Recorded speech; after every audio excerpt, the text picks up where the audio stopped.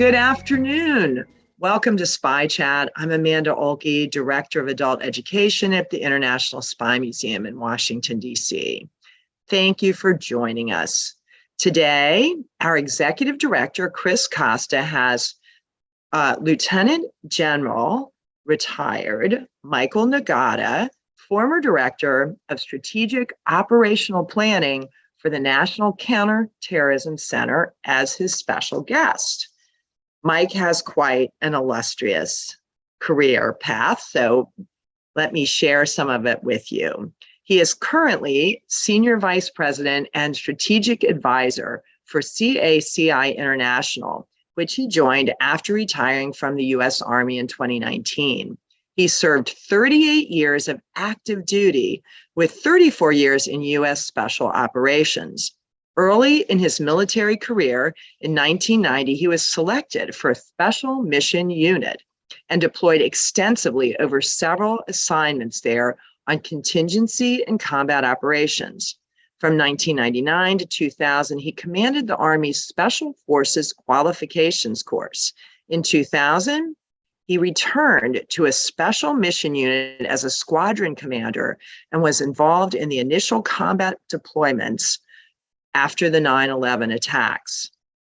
After graduating from the National War College in 2003, he served in the office of the Undersecretary of Defense for Intelligence. From 2005 to 2008, as a Special Mission Unit Commander, he led multiple Joint Special Operation Forces task forces across more than a dozen countries in Africa, the Middle East, and Southeast Asia. I told you, this is an epic career. He then served within the U.S. intelligence community in Washington, D.C. as a military deputy for counterterrorism until 2009. Mike then deployed again until late 2011 to Pakistan as the deputy chief, Office of the Defense Representative at the U.S. Embassy. Upon returning to the U.S., he served on the Joint Staff as the deputy director for special operations and counterterrorism until 2013. From 2013 to 2015, he commanded U.S. Special Operations Command Central, was responsible for special operations across the Central Command, and was heavily involved in the first 2 years of combat against the Islamic State. Wow. So that is an amazing source of information. Chris, we all know Chris's great background. So it's going to be an incredible conversation. I know our guests today are going to have a lot of questions. If you've been with us before, you know, use the Q&A feature. We will do our best to get to them after Chris and Mike share what is catching their attention these days in the news. All right, enough from me. Over to you, Chris.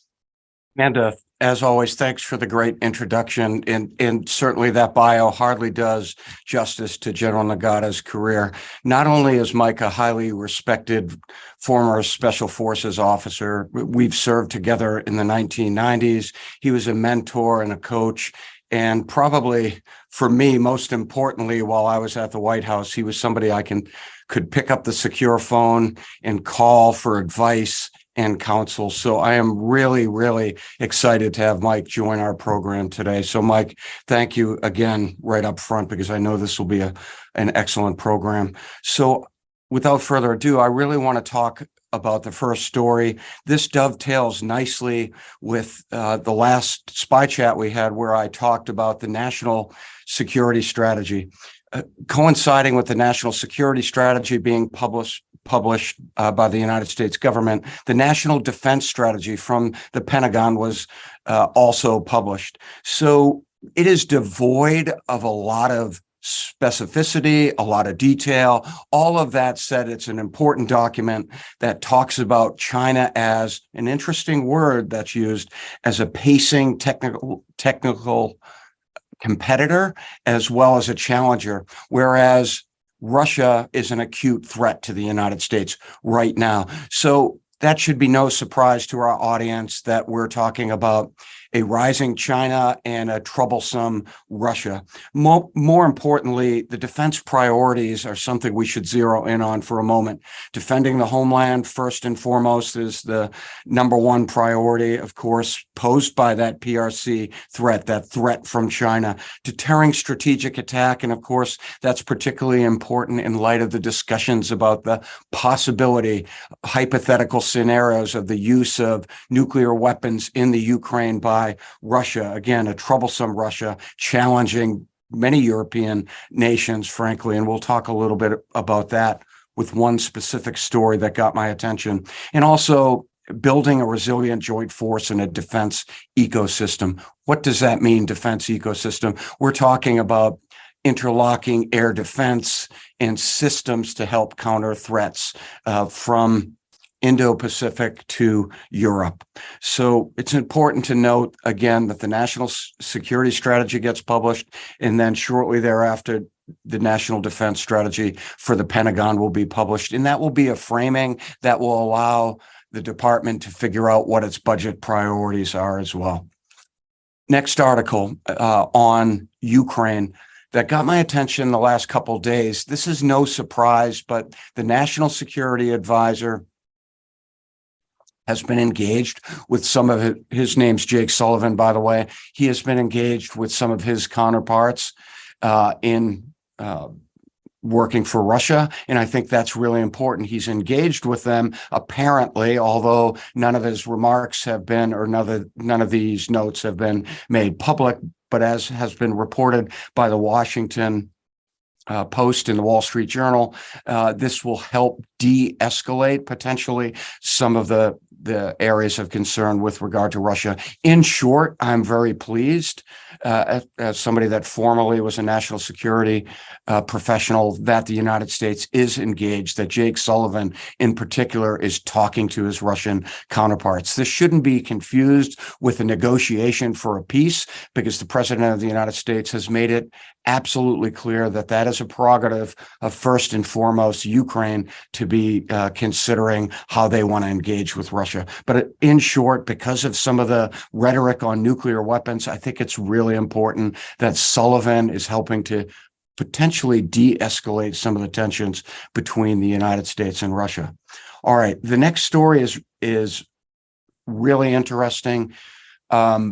I would argue that there's going to be a frozen conflict potentially on a couple different levels in Europe, in Ukraine in particular this winter, right? As we settle into a long winter, there could be more of a stalemate. Clearly, Ukraine has taken on significant counteroffensives across the wide front, and Kherson was evacuated by Russian forces. All that said, what got my attention is something I talked about early on with regard to the potential for subversion of other states, other democratic states, nations in Europe. In particular, I'm talking about Moldova, for one. Ukrainian intelligence has provided some raw information to the Washington Post on the FSB, the Russian intelligence services, their focus on subverting a democratic Moldova. So that got my attention. It really underscores the idea that Russia is throwing money to cultivate a counter-Moldovan government network, so to speak, for lack of a better word. And I just want to remind our audience, this audience knows, but again, to underscore the point that this is consistent with what was Soviet behavior of active measures. Russia, the successor state of the Soviet Union, has continued their active measures. And of course, the Spy Museum has a whole gallery dedicated to covert action. So this concerns me. So while we're very much focused, the West is, on what's happening on the ground in Ukraine, I also am concerned at what happens with regard to subversion. All right, a complicated case, transitioning a little bit. I talked about this to our staff here at the Spy Museum this past week, and I had an opportunity to cooperate with the journalist who wrote an article titled "Espionage Light or Deal Making? Prosecutors Struggle to Draw a Line." What am I talking about? So there's a obscure article that is espionage related that goes back to 1917, and it's about a criminal code that focuses on unregistered agents. In essence, you can't act as an agent for a foreign government. Even if you're part of a business and you're doing some advising to the U.S. government, you have to declare yourself an advisor. You have to declare that to the Attorney General. There's a strictures for doing that. So an individual by the name of Thomas J. Barak, who I'd met a couple times at the White House, frankly, he was a Lebanese American businessman that was providing some advice and counsel at the Trump White House. He was charged under this provision. Now, he was acquitted. It's important to restate that he was acquitted of those charges, but he was prosecuted for being an agent for a foreign government. In this case, it seems that that government was the United Arab Emirates. Barak was not found guilty. At the same time, this reinforces the idea that governments across the world are leveraging Americans to provide influence. With the Trump administration, with the Biden administration, with past administrations. And the United States is going to have to figure out, if they're going to prosecute these folks, what does a successful prosecution look like? Because the problem with these cases is that we are in this competitive battlefield. This idea of global power competition means competition that's outside of war zones. So in this space, how is the United States going to ensure that some government doesn't unfairly advantage a foreigner in our White House? So that's really food for thought. I don't have the answer, but it was a fascinating case. Transitioning to another case, a Russian was ferreted out by Norwegian security services. He was documented as a Brazilian. It looks like he was a non-official cover operator operating in Norway, and he was arrested by Norwegian authorities, suspected of being a Russian agent, sort of like the Russian 10 that were ferreted out here in the United States. He was an illegal, in quotes, somebody that had no association to the Russian government. In fact, he was apparently a Brazilian researcher working on Arctic issues. And interestingly, he recently went to a Lithuanian conference on hybrid threats. All of that said, he was arrested by Norwegian authorities. This dovetails with the story last month of a lot of drone sightings and concerns by Norway that there's a lot of spying that is breaking out currently in Norway by Russians. All right, next story that got my attention this past week actually was the culmination of a trial that Mike would no doubt be familiar with the case. It was a Kansas woman that was tried for material support to terrorism. She was complicit of working with ISIS for several years. She lost several husbands on the ground in ISIS. She came from Kansas. Her father was a Vietnam veteran. A fascinating story. She raised children on the ground with ISIS fighters. She started a ISIS battalion of women. Some of those women were being trained to be suicide bombers. All of that said, she was prosecuted, found guilty. She's going to go to jail for 20 years. It's a fascinating case study on radicalization, but also women's role in ISIS. So that's something I encourage our listeners to follow up on. And the final story is also ISIS related, because we've talked about the plight of detainees. Some of them are languishing in refugee camps, to include children. That is a problem in and unto itself in Syria, being in squalid refugee camps. I know Mike zeroed in on some of these issues from a policy standpoint in some of our meetings at the White House. All of that said, a good news story in terms of Australia. They took back 16 or 17 former ISIS individuals that were in a refugee camp. I think mostly children and only women. There are some 50 to 70 other ISIS related individuals that are being held in camps that have Australian citizenship. But this reinforces the idea that it's important for countries to bring these folks back to either face a penal system in a country or de-radicalization. Australians will figure it out. I just think it's a good news story. And finally, my book recommendation. My book recommendation is Degrade and Destroy: The Inside Story of the War Against the Islamic State. It is very well done. And I highlight this book because I used it in my Georgetown class on counterterrorism. I appreciate the narrative, the research, the rigor. And General Nagata was interviewed multiple times, and I highly recommend it to our listeners. So, Mike, that's a lot. I'm going to turn it over to you because you are the individual people want to hear from. Chris, great to see you. Thank you for the opportunity to do this, and you've given me a lot to react to just now. So I probably won't be able to get to all of it, but there are a couple of things you mentioned that I definitely want to talk about, and I'll probably pivot off of those things to a couple of other things that I also want to talk about as well. But I promise to be reasonably brief here.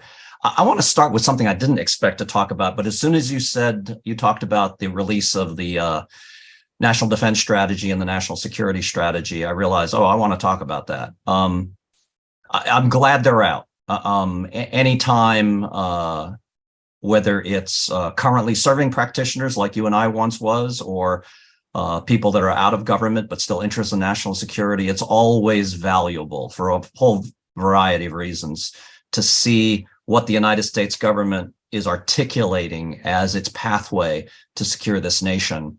But I can't resist commenting something that I'm sure there are both current and former practitioners listening to us right now.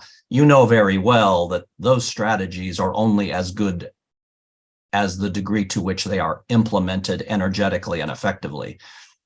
And I don't want to sound like I'm a pessimist or a cynic here, but I would argue experience shows that often, not always, but often, what happens with the publication of a high-level strategy like the two we've just mentioned is that over time, because of changing circumstances, because of unexpected problems, because of just unexpected developments around the world, even potentially political change inside the United States, we start deviating from the goals or trajectories that those strategies articulate. Now, that in and of itself is not inherently bad.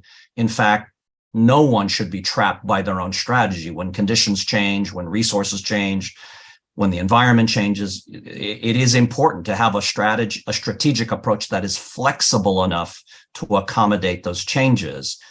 But I think there are lots of people on this call who recognize that sometimes inside the United States government, we spend neither the time nor the energy to reflect on, okay, what has changed, whether it's the environment, whether it's ourselves, whether it's the adversary, and what does that mean to the strategic approach we originally articulated? What can remain the same? What must be changed? And do that in a reasonably coherent and collaborative way so that as the United States adjusts its strategic approach to any particular problem, we're all doing it together, as opposed to some parts of the US government are making a change, some parts of the US government never got the memo that we're supposed to make a change, and we end up not just with internal fratricide or friction, but we also end up confusing our allies and partners who, by the way, read our NDS and NSS in many cases more closely than we do. And they end up being puzzled by things we end up doing that are no longer seem to be drawn from either the National Defense Strategy or the National Security Strategy. And we end up inadvertently confusing the people that we're supposed to be reliable partners with. I'm not suggesting we're doomed to do that now, but I have seen this so often that I think a word of warning about that is always wise, that inevitably the conditions under which the current NDS and NSS are going to be executed, those conditions will change. We might change along the way.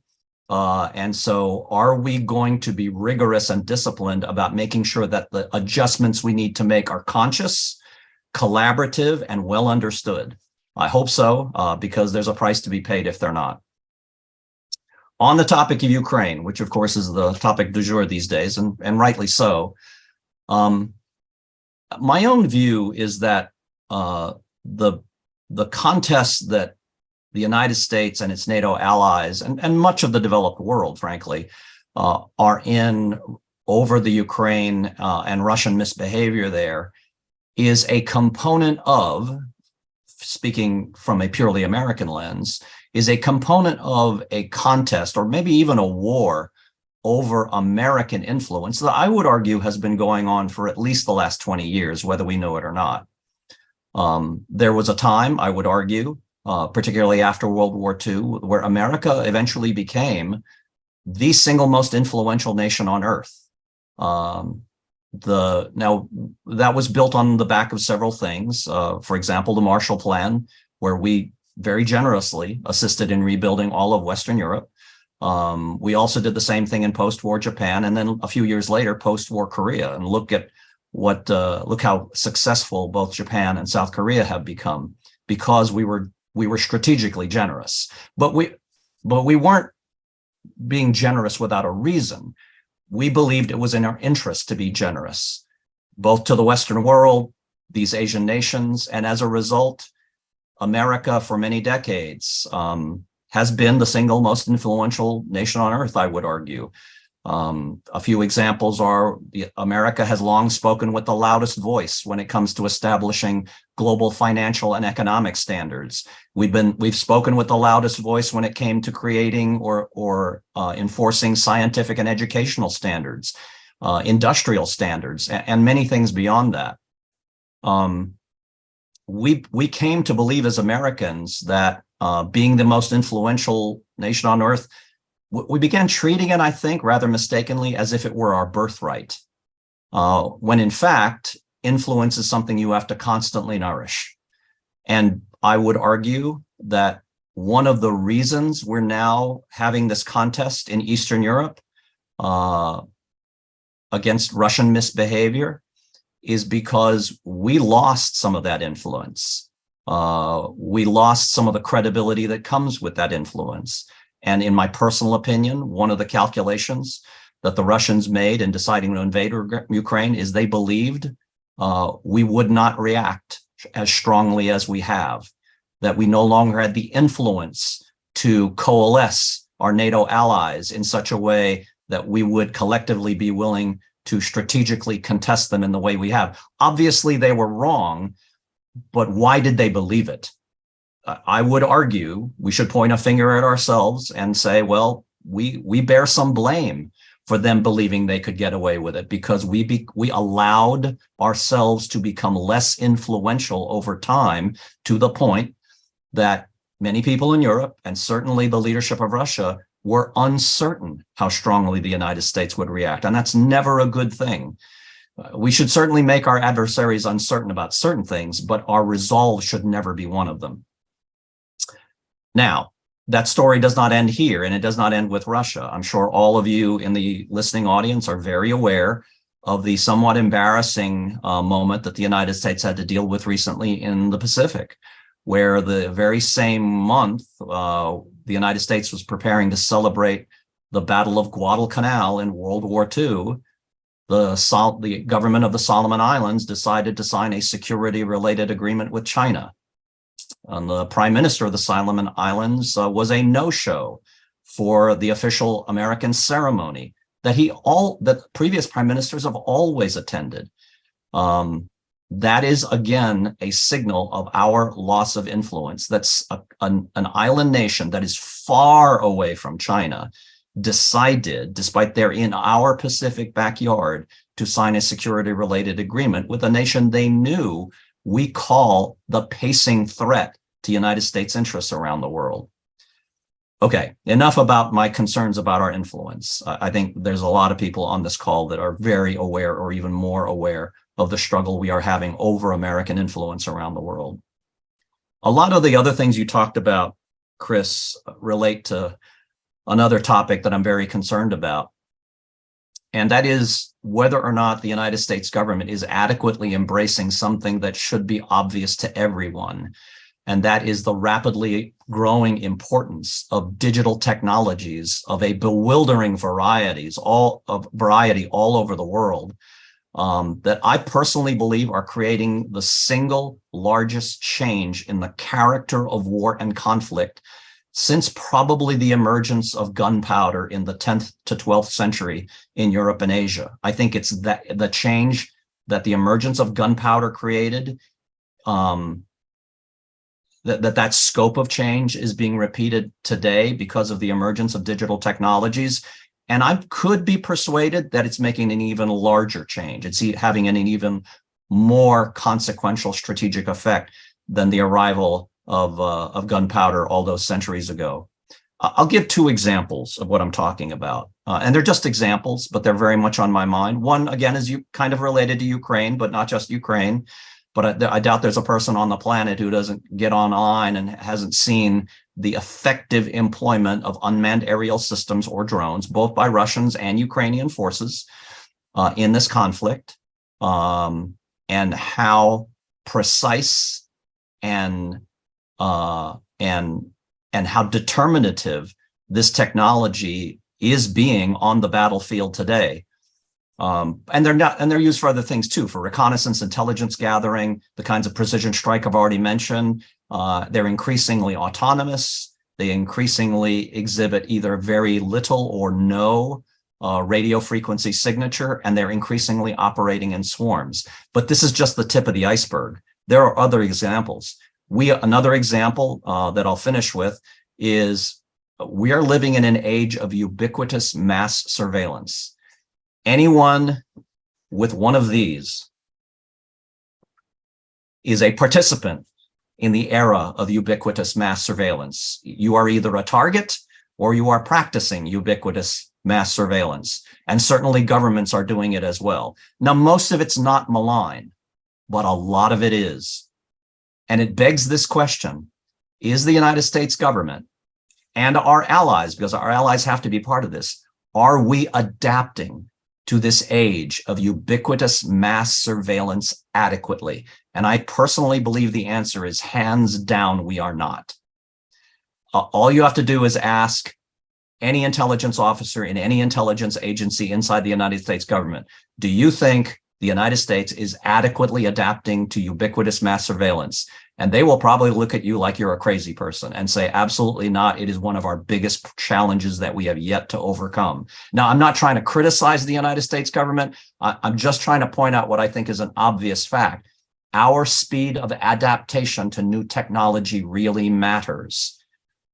Unfortunately, there are too many cases around the world. You can look at Russia, you can look at China, you can even look at an allied country like Turkey or some of our partners in the Middle East. In many cases, they're adapting new technologies faster than we are. That's not a good place for the United States to be. Okay, I'm going to wrap this up because I don't want to drone on endlessly. The last thing I wanted to talk about is something that Chris also mentioned, and I don't want to get on the I don't want to just create the impression because I'm a retired special forces officer that all I want to do is talk about terrorism, but I will make an observation. This is something I concluded while I was the strategy director at the National Counterterrorism Center, and I haven't changed my mind. I've seen no evidence to change my mind in the 3 years since I retired. Newsflash, terrorism has not gone away. In some places and in some cases around the world, it has gotten worse in the last 3 years. And I want to point something out that connects with something I just said. Terrorists everywhere have access to the same increasingly powerful digital technologies that I have just mentioned. The barriers to entry to powerful technologies are falling everywhere, and terrorists are adapting them and adopting them, and they will use them. And it begs the question, are we ready for that? And with that, I'll stop. Hey, Mike, those are interesting thoughts, very thought-provoking. Really appreciate your insights on influence. And to your latter points, you and I are always in complete alignment on counterterrorism matters. I worry still about the overcorrection of our capabilities. And yes, just because we're not looking and we're not reporting on it, meaning the media extensively, terrorism continues to happen globally and those networks continue to grow. So maybe we'll have some questions about that. I would like to turn to Amanda so we can start answering our audience's questions. Thanks again, Mike. That was tremendous. It really, our questions reflect what a wide array of topics you both touched on. So there'll probably be less grouping than I sometimes can do.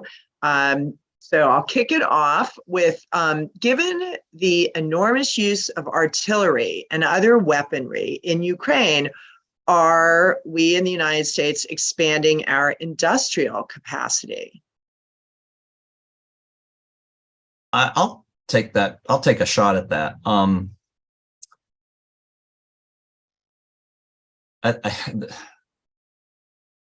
It may sound like I'm trying to dodge the question, but this is actually what comes to mind as a result of that question. I think that too many people are focusing on, I've even heard some people call this the return of massed artillery. And certainly artillery has had very important effects on both sides of the battlefield. The Ukrainians have used it very effectively. The Russians have used it very effectively and continue to do so. But I think focusing on the artillery is the wrong focus. It begs the question, why have they been so effective? Because they're the same artillery that Chris and I remember, basically, when we were on active duty. Some adjustments and improvements over the years, but it's basically the same kind of weapon. What has been the game changer is an improved ability to target. And it's not the cannon that's doing the targeting. What has been the game changer, in my point of view, both for the Russians and the Ukrainians, is something I've already referred to. Things like the use of drones to do your targeting for you, and creating, in some cases, an almost automated targeting process from the flying device that's identifying the target and its location and feeding that data to the firing battery, or maybe even the firing device itself if they've got the technology for it.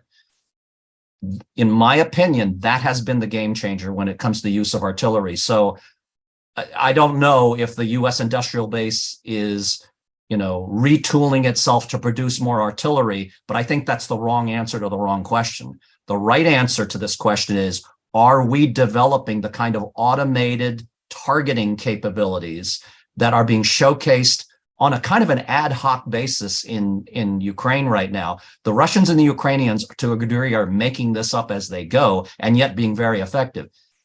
We have an opportunity to be very deliberate about it. It begs the question, are we? And I don't know the answer to that. I know there are many companies like the one I'm in who would like to help with that, but it requires a decision from the U.S. military and from the government.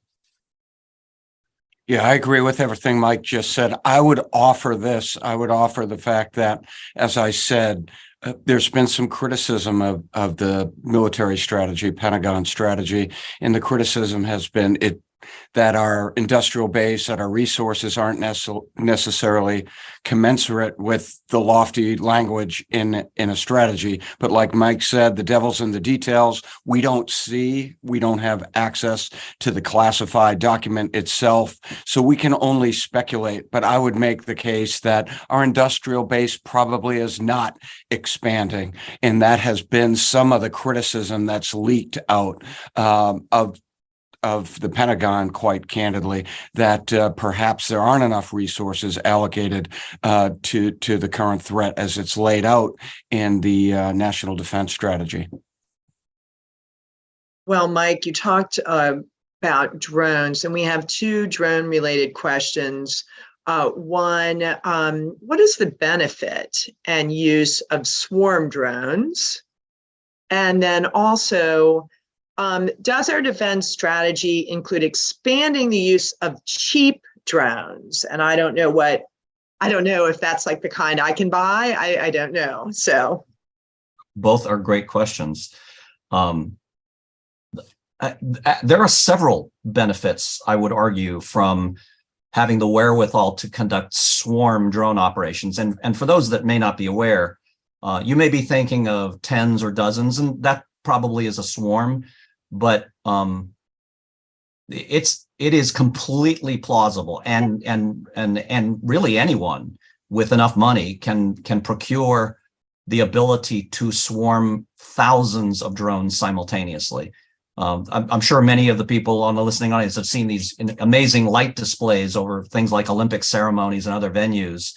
Well, those lights are attached to drones that are all doing this elaborate swarm dance that is completely computerized. A human being is not flying those things. They're all completely automated because the human brain can't absorb the intellectual demands of simultaneously maneuvering so many things simultaneously.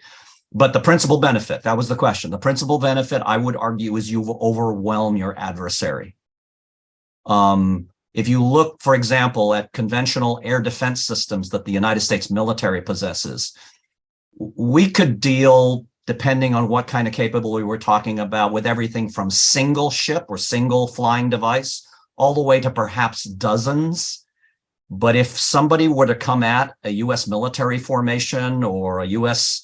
intelligence collection base with 1,000 drones simultaneously, they would simply overwhelm us. It wouldn't matter that all our defensive mechanisms operated perfectly, because we would take down only a fraction of those flying devices.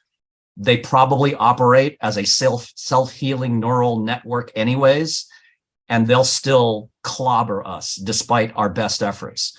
So that there are other benefits to drones, but that's the principal one to my mind, as to cheap drones.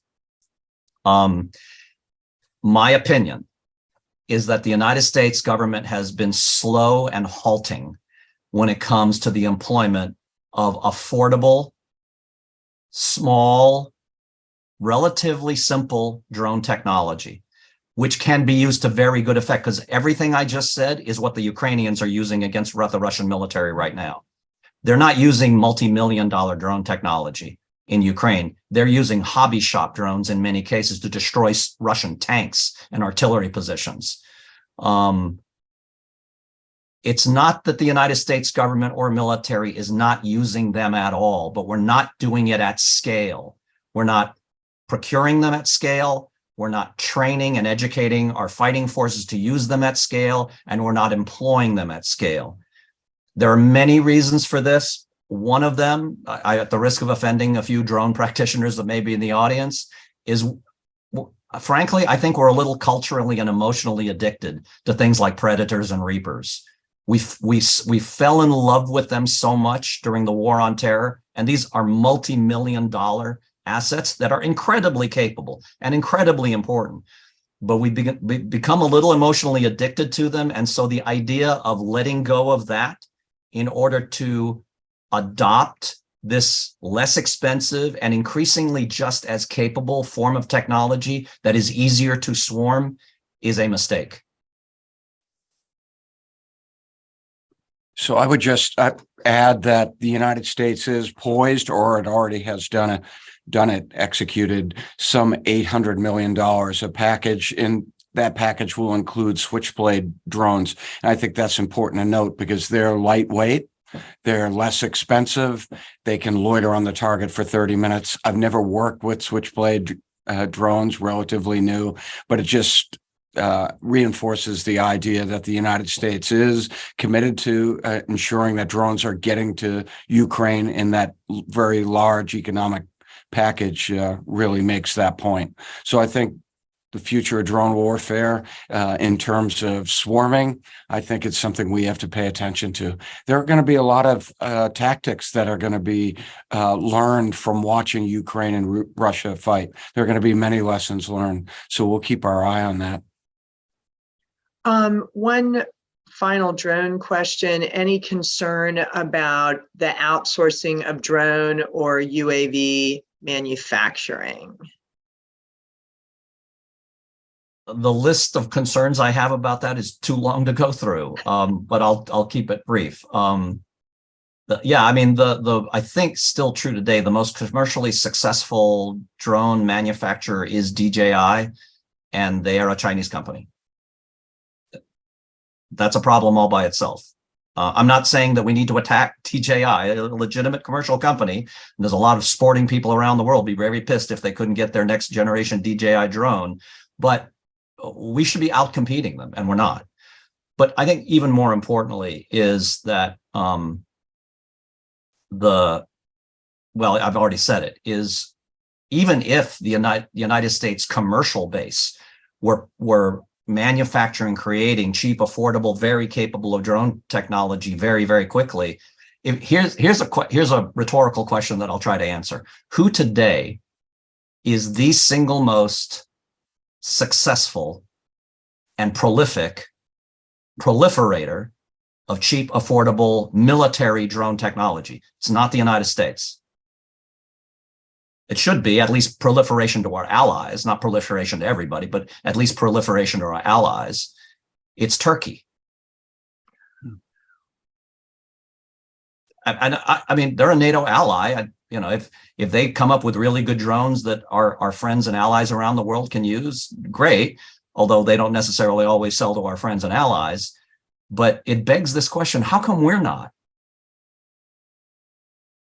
Yeah, the other issue we haven't really talked about head on is a problem. It's been reported in the media, the fact that the Iranians are sending drones to their Russian allies and trainers and potentially operators. That's another problem. First of all, Iran doesn't usually export its military capability per se to countries outside of its sphere of influence. The fact that Iran weaponry is finding itself in Russian hands to be used against Western allies in Ukraine, that is a whole level of problem. The idea of Iran using proxies and executing proxy warfare, we've talked about that for the last few years on Spy Chats, but this is another level of concern. Well, let's stay in the air a few more moments. One of the first questions we had concerned the reports of American, Australian, and British pilots being recruited to train Chinese forces. Is there any way that they can be prohibited from doing that? Should they be prohibited from doing that?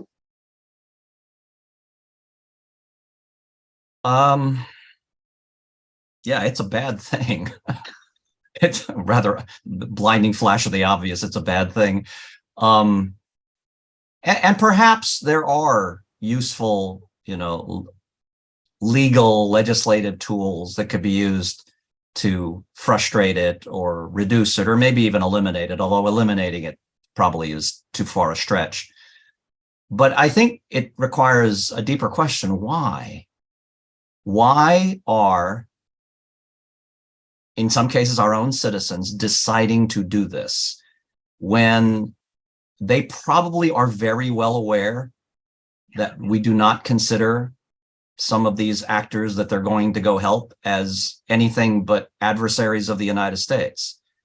And I don't know the answer to that. Why? It's probably like most things in life. It's complicated, and maybe because of financial reasons, and maybe because of ideological reasons. I don't know, but the fact that I don't know the answer and I didn't retire all that long ago is a problem all in itself. If I don't know and I retired as a 3-star, who else in the U.S. government does not know why it's happening? You can't solve a problem if you don't understand it, if you don't understand the problem. So if I'm not mistaken, some of this has been reported in the Wall Street Journal, and it seems to me that the Australians are taking action, and the United States has at least identified one American that they're not commenting about, maybe for a prosecution. So it seems to me that to answer the question, sanctions are going to come into play in individual prosecutions because lines are being crossed in terms of sharing capabilities for a global competitor. But yeah, I just don't have a feel for the scale of this, but it is a problem, certainly. All right, we are going to switch gears. We have a question from a frequent guest who has supported, he says, many of your missions, Mike, in the field, and the Afghan withdrawal concerned him very greatly with regards to the implications for a broader terrorist emirate. Can you comment on your assessment of the big picture implications of Afghanistan with regard to transnational terrorism over the coming decade? Thank you. I don't have enough time. You don't have enough time for me to list all the reasons I worry about the consequences of our chaotic withdrawal from Afghanistan.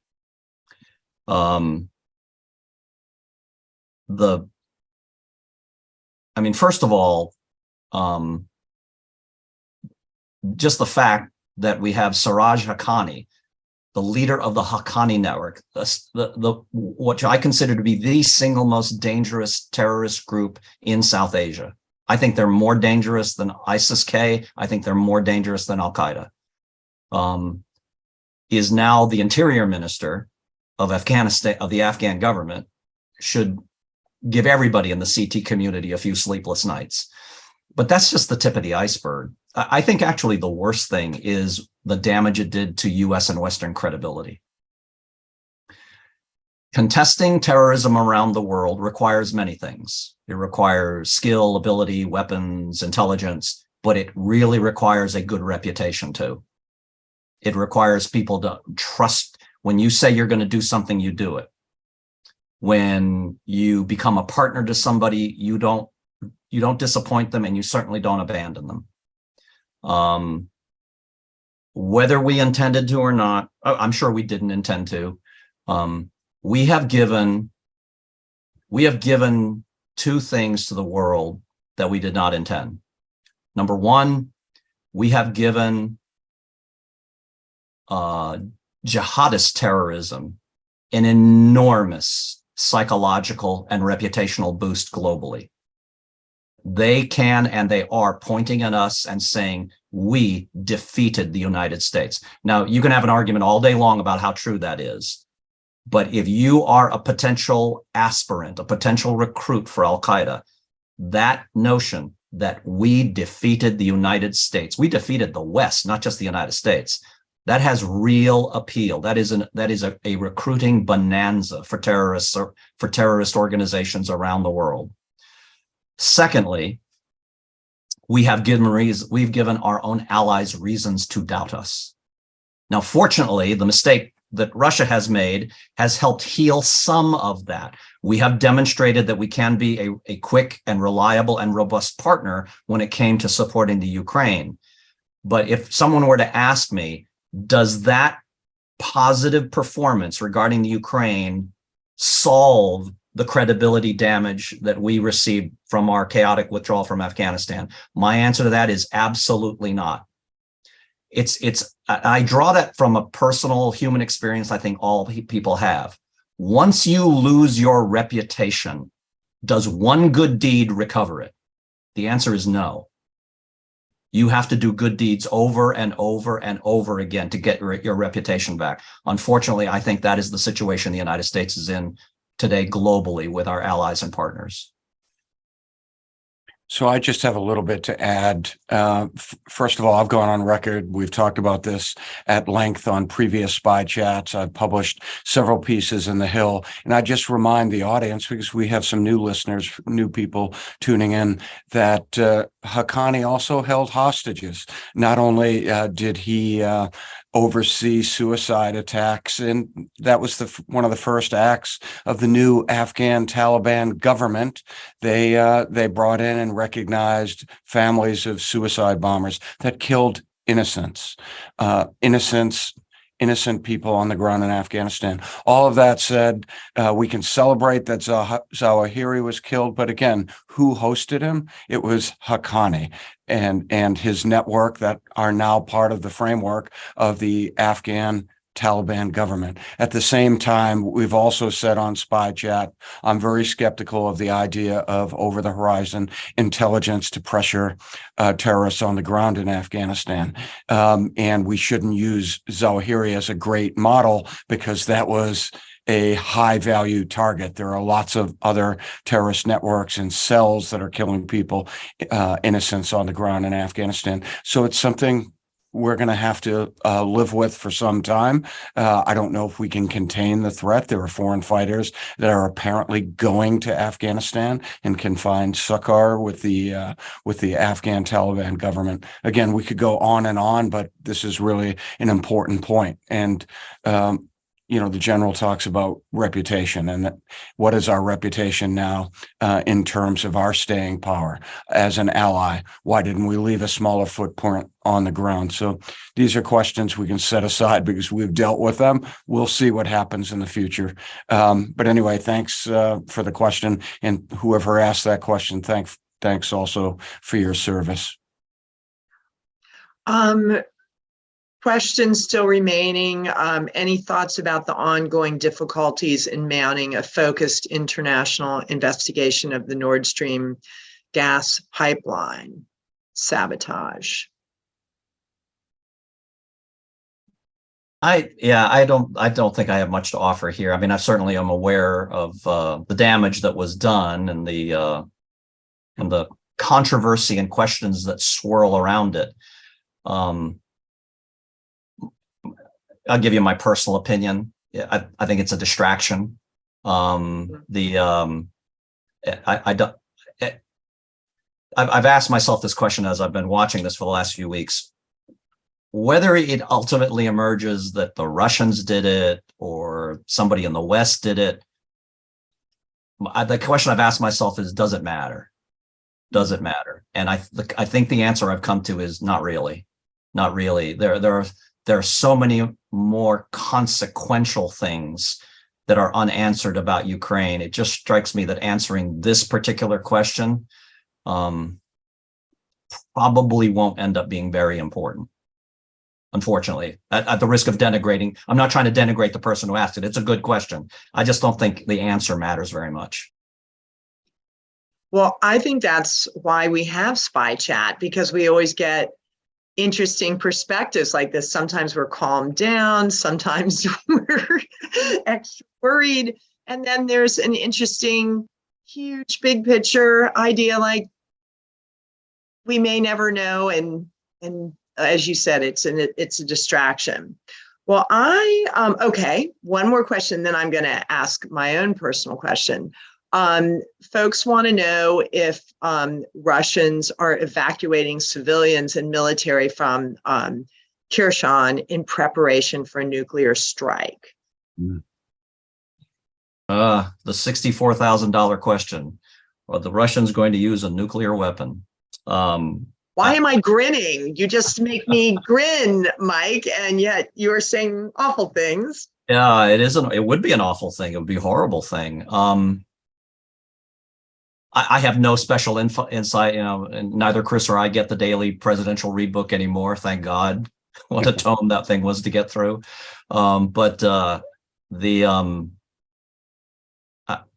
Personally, I think I would be surprised. I could be dead wrong. Maybe the Russians are maniacal enough they'll actually use a nuclear device. I personally would be surprised.